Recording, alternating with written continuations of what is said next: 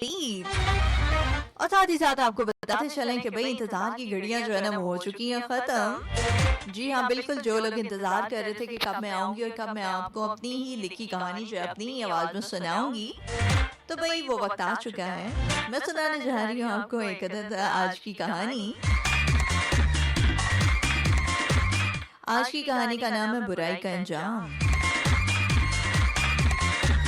جی ہاں بالکل، جب آپ کچھ غلط کرتے ہیں تو پھر وہ واپس ریٹرن آپ کے پاس بھی آتا ہے. یہی چونکہ آج ہم چیز ڈسکس بھی کر رہے ہیں تو اسی حوالے سے آج ٹاپک کے حوالے سے یار کہانی بھی مل گئی ہے. کیا کوئنسیڈنس ہے بھئی. دیکھیں میں نے ایسا جان بوجھ کے نہیں کیا. اتفاق ایسا ہے کہ میں نے جیسے ہی اپنی بک کھولی اور یہ دیکھا کہ آج کون سی کہانی پڑھنی ہے تو یہی کہانی میرے سامنے آئی.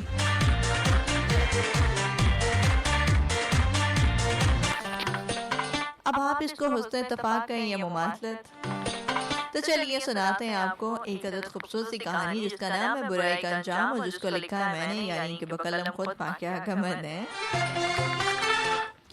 احمد اپنے والدین کی اکلوتی اولاد تھا جس کی وجہ سے وہ بہت لاڈلا اور سب کا منظور نظر تھا.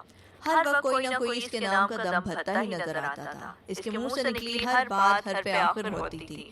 سب پر لازم ہوتا ہے اس کے منہ سے نکلی ہر بات پلک جھپکنے سے پہلے پوری کی جائے. بچپن سے منہ میں سونے کا نوالہ ڈالنے کے ساتھ سونے پر سہاگا وہ تعلیمی میدان میں بھی شاندار ریکارڈ رکھتا تھا. احمد اپنی جماعت کا ہونہار طالب علم تھا. سب اس کو چاہتے تھے لیکن وہ کسی سے بنا کر نہیں رکھتا تھا. اپنی بھرپور زندگی اور کامیابی کی بدولت وہ بہت گھمنڈی ہو گیا تھا. وہ خود پر غرور کرتا اور دوسروں کو ہمیشہ خود سے کمتر سمجھتا تھا.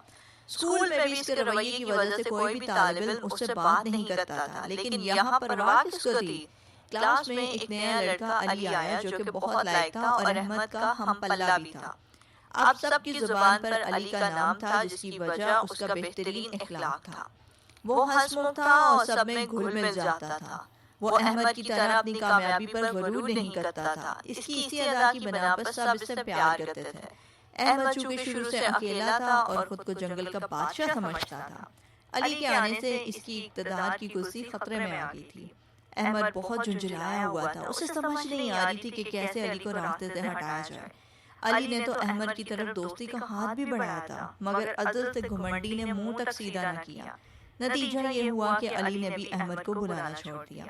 اب احمد دل ہی دل میں تلملا رہا تھا. اسکول میں امتحانات سے قبل ٹیسٹ چل رہے تھے. انگریزی کے ٹیسٹ میں دونوں کے نمبر برابر آ گئے تھے مگر استاد صاحب نے علی کو اول قرار دے دیا. یہ بات احمد کو سیکھ پا کرنے کے لیے کافی تھی.